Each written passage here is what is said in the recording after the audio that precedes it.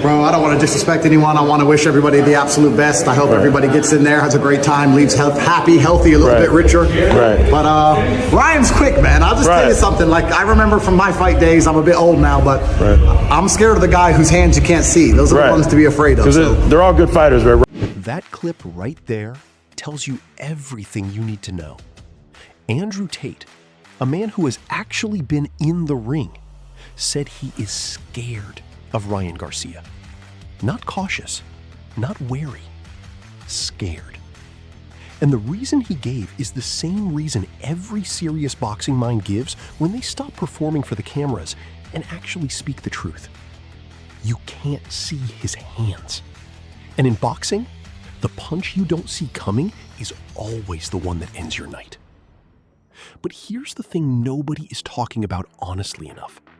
The version of Ryan Garcia that showed up against Mario Barrios in February 2026, the calm, cold, calculated, surgically precise Ryan Garcia, might be the most dangerous fighter in the entire welterweight division right now.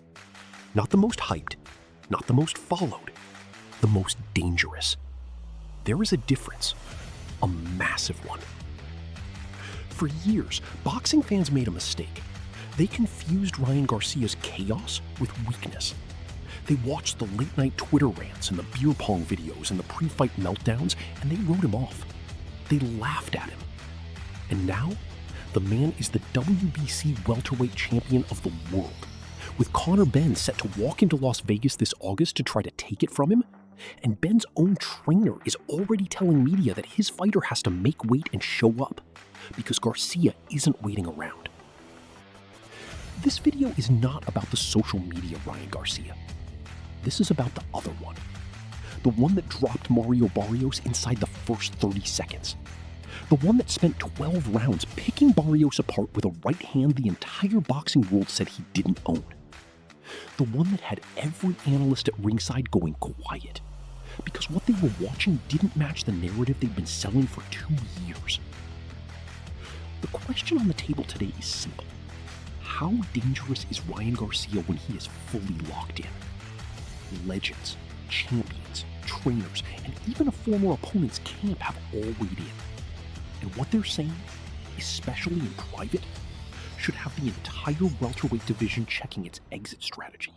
When Ryan Garcia walked into T-Mobile Arena in Las Vegas on February 22, 2026, he carried every bad headline of the last 3 years on his back. The failed drug test, the year-long suspension, the loss to Rolly Romero, the public breakdowns, the questions about whether he even wanted boxing anymore. All of it. He carried every single piece of it through those tunnel lights. And then he spent 12 rounds making everyone who doubted him look like they'd never watched a boxing match in their life. He dropped Mario Barrios in the first 30 seconds with the right hand, not the left hook. The same left hook every analyst on the planet had told Barrios to prepare for. Garcia came in with a completely different weapon, and Barrios had no answer. None. All 3 judges gave Garcia every single round. Scores of 119-108, 120-107, 118-109. Sergio Mora, sitting at ringside, called it a demolition. Shakur Stevenson, the man Garcia has been calling out for months, said on broadcast that what he was watching looked like the Ryan Garcia who blitzed Devin Haney with 3 knockdowns. High praise, and a quiet admission that nobody wanted to say out loud. And here is the detail that went under the radar in almost every post-fight breakdown. Garcia hurt his right hand in the 8th round. His corner told the Days in broadcast mid-fight. And even with a damaged right hand, the hand he just spent 7 rounds landing at will, he still coasted to a unanimous decision so wide it wasn't competitive. What does that tell you? It tells you the output you were watching was not his ceiling. That was Garcia operating at 60% capacity on one of his 2 most dangerous weapons, and Barrios never once threatened to turn the tide. Former WBC welterweight champion Sergio Mora was not expecting that version of Garcia to show up, and he said so. Now, I mean, that's another fighter that I said was never going to win a world championship, and Ryan Garcia, he proved me wrong. He got that strap, so Yeah, of course. Everyone's going to want to call out the fact that he has a lot of followers. You get paid a lot of money if you fight a guy like Ryan Garcia, and now he's a world champion. So That is a former world champion, a man who has been around boxing his entire life, admitting he was completely wrong about Ryan Garcia. And that admission carries weight that 100 compliments from casual fans simply does not. When the people who know the sport best say, "I didn't see this coming," that is the clearest signal you can get that what you just watched was real. But Mora didn't stop at the admission. He went further. He started breaking down why Garcia is so dangerous, specifically when his mind is right. And the picture he painted was not the flashy king rye that the social media fans follow. It was something colder, something more complete. Let's talk about the actual mechanics of what makes Garcia terrifying to fight. Because this isn't just about power. If it was just power, the left hook would have been his only story. The reason serious boxing people keep returning to Garcia's name when you ask about elite level danger is the combination. It is the package. Andrew Tate put his finger on the first piece of it. Bro, I don't want to disrespect anyone. I want to wish everybody the absolute best. I hope everybody gets in there, has a great time, leaves happy, healthy, a little bit richer. But Ryan's quick, man. I'll just tell you something. Like, I remember from my fight days, I'm a bit old now, but I'm scared of the guy whose hands you can't see. Those are the ones to be afraid of. So. Speed that you cannot process. That is the foundation. When a fighter's hands move faster than your brain can issue a response signal, the punching power almost becomes secondary. Because you are not getting hit by a punch you anticipated and tried to roll. You are getting hit flush, unprepared, with zero muscular resistance to absorb it. That is what separates a puncher from a dangerous puncher. Garcia's left hook has ended careers not just because of the power behind it, but because by the time the opponent's brain registers the motion, the punch has already arrived. Greg Hackett laid out exactly what Garcia's game plan against his next opponent needs to look like. And buried inside that tactical advice is the clearest blueprint of why Garcia is so hard to prepare for. Ryan develop a jab, stay fast. Shit, he can still. You know what I mean? But if Rolly just keep his feet planted, try not to jump with his shots. I mean, he can step with his shot, but don't leap in the air with your chin in the air and get caught with that hook, get caught with an uppercut, some shit like that. And that's the thing motherfuckers better look out for. Ryan been devastating with that hook, but look for him to come out with some other shit too. He gonna start working on some other shots. Because everybody keeps saying, yo, yeah, that's all he got, that's all he got. So he gonna start. That clip is crucial because Hackett is confirming something the boxing world already half knew. The left hook is Garcia's brand, but it is not his limit. He is actively working to show variation. He is deliberately expanding his arsenal because he knows opponents over-prepare for one weapon. That means when Garcia is focused, you are not just game planning against a great left hook. You are game planning against a fighter who has that left hook, who has a straight right hand that dropped Barrios in 30 seconds, who has improved footwork, who has body attack, and who is now working to add more layers on top of all of it. That is a nightmare to prepare for in 8 weeks. And the physical dimensions make it worse. This is something that doesn't get said enough about Garcia at welterweight. Sergio Mora pointed it out after breaking down why Conor Benn is at a structural disadvantage going into August. And Ryan Garcia is a huge 147-pounder. He's like almost my height. You know, He's a tall guy, yeah. He's like 5'11". He's extremely fast. So he's taller, he's bigger, he's longer, he's faster, and he's more powerful. 5'11" at welterweight with elite hand speed, and now a fully operational right hand to go with the left hook. You want to understand why Abel Sanchez, one of the most respected trainers in boxing, the man who built Gennady Golovkin into a monster, picked Garcia to win inside 6 or 7 rounds? It is not sentiment. It is arithmetic. Garcia is bigger, faster, and hits harder. When you line up the physical profile of every man at 147 pounds and you compare them to Garcia, very few come out on the other side of that comparison looking comfortable. Listen to how Sanchez framed it. Ryan is the bigger, stronger, faster, bigger puncher. Ryan looks huge compared to Rolly. And I think that size and the power is going to be the difference. I think that Rolly is not really developed from, say, four or five fights ago. He's still the same guy. I don't know who he's working with now.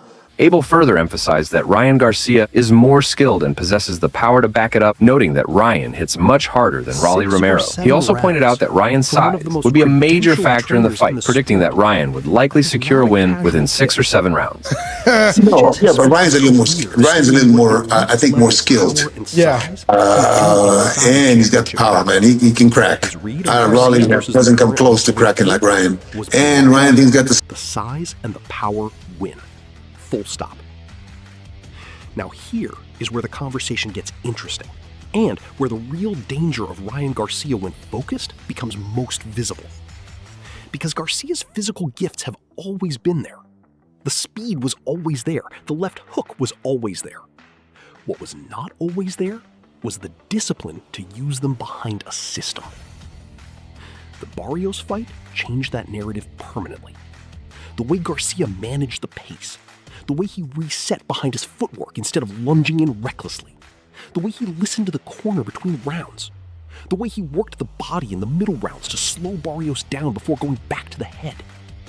That is not the fighter who was drinking during camp before the Haney fight. That is not the fighter who showed up emotionally distracted against Rolly Romero.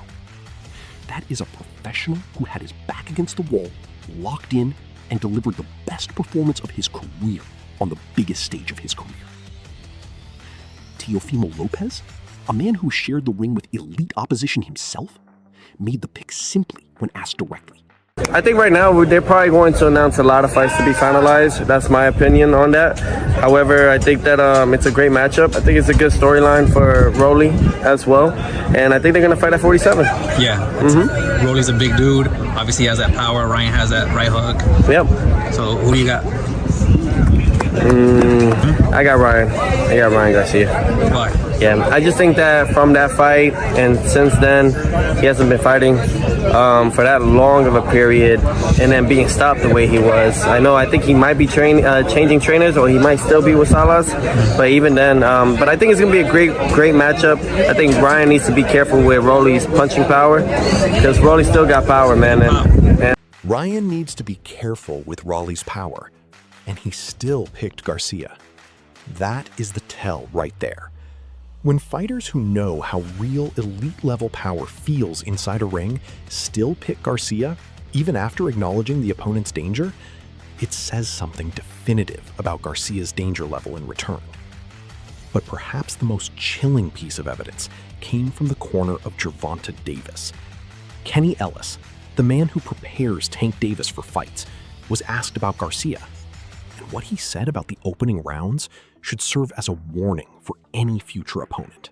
Ellis also predicted that Ryan Garcia could secure a knockout in the 4th or 5th round, or possibly even sooner. He emphasized that in the early rounds, Garcia would come out aggressive, using his pressure to attack. Ellis highlighted that Garcia has the ability to apply pressure on anyone, even someone like Tank, and would bring that same intensity to all his opponents in the division. 4th or 5th round knockout, if not earlier. Wow. You know, so in the first 2 rounds, Ryan gonna jump on your ass, man. He right. Jump on. I don't care who you are. He jumped on Tank. Right. He can jump. First 2 rounds, Ryan gonna jump on your ass. I don't care who you are. He jumped on Tank. A man who trains one of the most feared punchers on the planet just told you that Ryan Garcia's aggression in the opening rounds is something even Tank Davis was not fully prepared for. You want to understand what fully focused Ryan Garcia looks like? That is it. That is the answer. He comes from the opening bell. He does not wait. He does not feel you out for 6 rounds. He pressures. He takes the fight to you. And if you are not ready for that level of intensity from the jump, it is over before the crowd has settled into their seats. So where does all of this leave Conor Benn? Because that is the fight that is coming. August 2026, Las Vegas. Garcia has already publicly named Benn as his opponent on a live stream and told the world exactly how he sees the fight ending. Mark my words, Garcia said. His corner or the ref stops my fight with Conor in round 6 or 7. And this is where Mora and Mannix's breakdown of the Ben situation becomes essential viewing for anyone who thinks this fight is competitive on paper. Big difference. So what happens if Conor Benn and Ryan Garcia meet in the ring this summer? Ryan Garcia knocks him out. Yeah. Ryan Garcia knocks him out. The way Ryan Garcia put it into a smart gear, forget the power gear. We all knew he had that power gear. And the right hand. I mean, The rediscovering jab, the right hand was the huge. jab, the right hand, listening to his corner. I liked his temperament leading up to the entire press conference. Even though everyone wanted more animation, they wanted Ryan Garcia to be a cuckoo bird because it sells. Be a what? A cuckoo bird. All right. You know, Okay. drinking beer and doing all kinds of crazy stuff. I think there's a middle ground between being crazy like it was against Devin Haney and as docile as he was against Mario Barrios. Yeah, there is an in-between. You still need to be a showman, but when the bell rung, he showed up. Yeah. So that version of Ryan Garcia knocks out Conor Benn because he'll keep him at the end. That quick twitch left hook. Conor Benn will be afraid to even attempt to lunge in like he did against Eubank Jr. And if you fall off balance lunging in with a fighter like Ryan Garcia, it's like... Listen to what Mora is saying in that clip. He is not talking about a version of Garcia that relies on one punch. He is talking about a version of Garcia who has rediscovered his jab, who uses his footwork to create angles, who sets up the left hook with combinations, and who, when you panic and lunge in the way Ben lunges, puts the lights out with 2 punches. That is a specific tactical threat, built on Ben's specific tactical tendency. This is not generic praise. This is a former world champion who knows Ben's game and knows Garcia's game, telling you precisely why the styles add up to a one-sided outcome. And Ben's most recent performance did nothing to challenge that read. Mora had watched Ben against Regis Prograis, a fight Ben won on points against a shot fighter at 150 pounds, and his verdict was blunt. Pounds to fight Ryan Garcia. So if he looked drained and less sure of himself at 150, what's he going to look like at 147 against a fighter that is faster by 10 times than Regis Prograis, which is Ryan Garcia. And Ryan Garcia is a huge 147-pounder. He's like almost my height. You know, He's a tall guy, yeah. He's like 5'11". He's extremely fast. So he's taller, he's bigger, he's longer, he's faster, and he's more powerful. So everything's on Ryan Garcia's side. Conor Benn looked like a monster when he was, you know. The damning detail in that clip is the weight. Ben looked drained and cautious at 150 pounds against a faded Regis Prograis whose legs were buckling in the first. Garcia, coming down to 147, is taller, longer, faster, and bigger. And after what happened against Prograis, Ben has to cut even more weight. Every pound matters. Every dehydration session matters. Every time you make weight wrong, it shows in the 5th and 6th round. That's when the legs go. And if Garcia's jumping on you from round 1 the way Kenny Ellis described, the legs going in round 5 or 6 is not a recovery opportunity. It is a finishing window. Let's be honest about something that nobody in the media wants to say clearly. Conor Benn is a popular fighter. He is marketable, he has a fan base, he is the WBC mandatory challenger, and Garcia has no way around this fight without vacating the belt. All of that is true, but popularity and mandatory status do not protect you inside the ropes when Ryan Garcia is standing across from you at his best. The fighters who have been in the gym with Garcia, the trainers who study him, the former champions who work in broadcast and have nothing to promote, they are all telling you the same thing with different words. The speed is real. The power is real. The size advantage at welterweight is real. And the version of Garcia who showed up against Barrios, disciplined, patient, systematic, and still devastating, is the version that makes the rest of the division deeply uncomfortable. Eddie Hearn said it cleanly when talking about Garcia's generation of fighters. That Ryan Garcia will take care of him in their upcoming fight. You know, that younger generation. Ryan Garcia, huge name. Devin Haney, huge name. Teofimo Lopez, huge name. And do you know what? What I like about it as well, they're all in real fights. You know, I love Rolly. I think he's a huge name in real fights. That is the key phrase. Garcia is no longer just a name attached to drama and controversy. He is a world champion who has put that name into real fights and delivered. And August in Las Vegas will be another real fight, the biggest of his career so far.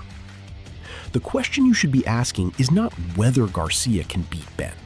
The question is whether Ben can survive long enough for the fight to become competitive. Based on everything the legends, trainers, and experts are saying, the honest answer is that Conor Benn needs a completely different version of Ryan Garcia to show up than the one who dismantled Barrios. He needs the distracted Garcia, the unfocused Garcia, the Garcia who is mentally somewhere else. And right now, with the belt, with August circled, with the whole welterweight division watching, there is absolutely no reason to believe that version of Garcia is coming to Las Vegas. The focused version is coming. And everyone who has actually been in the ring knows exactly what that means. Showed up. Yeah. So that version of Ryan Garcia knocks out Conor Benn because he'll keep him at the end. That quick twitch left hook. Conor Benn will be afraid to even attempt to lunge in like he did against Eubank Jr. And if you fall off balance lunging it with a fighter like Ryan Garcia, it's lights out with two. That version of Ryan Garcia, the one Sergio Mora just described, knocks out Conor Benn.